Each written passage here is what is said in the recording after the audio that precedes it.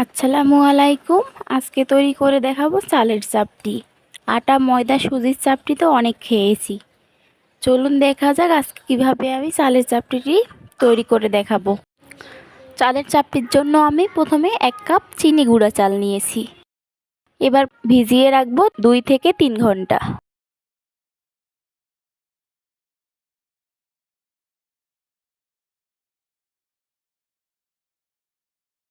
দুই থেকে 3 ঘন্টা পর চালগুলো ফুলে উঠেছে, ভেজা লাগছে।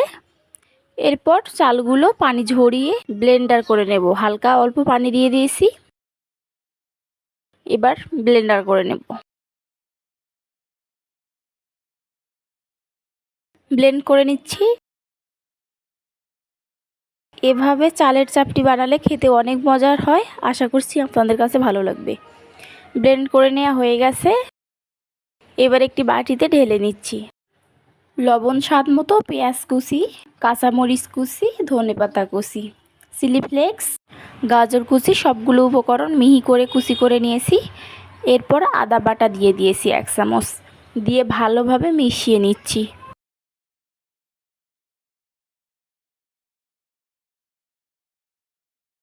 মিশিয়ে নেওয়া হয়ে গেলে দেখতেই পাচ্ছেন কেমন করে আমি উপকরণগুলো তৈরি করে নিয়েছি। এবার চুলায় একটি ফ্রাই প্যান বসিয়ে তেল ব্রাশ করে দিচ্ছি। তেল ব্রাশ করে দেওয়া হলে কয়েকটি সাদা তিল দিয়ে দিয়েছি। এরপর গোলাগুলো দিয়ে দিচ্ছি। ঢেকে রাখবো 1 থেকে 1.5 মিনিট, চুলা মিডিয়াম লো হিটে রেখে। এরপর উল্টিয়ে দিচ্ছি।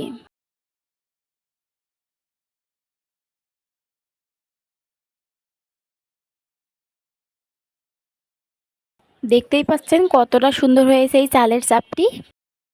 দেখতে যেরকম সুন্দর, খেতেও অনেক মজার। একইভাবে সবগুলো আমি বানিয়ে নিব। আমার রেসিপিটি ভালো লেগে থাকলে লাইক, কমেন্ট, শেয়ার এবং সাবস্ক্রাইব করার অনুরোধ রইল। আশা করছি ভালো লাগবে। সবগুলো চালের চাপটি আমি একইভাবে বানিয়ে নিচ্ছি। এভাবে চালের চাপটি বানালে খেতে অনেক মজার। আশা করছি সবার ভালো লাগবে। সবাই ভালো থাকবেন। ধন্যবাদ জানিয়ে এখানেই শেষ করছি। আল্লাহ হাফেজ।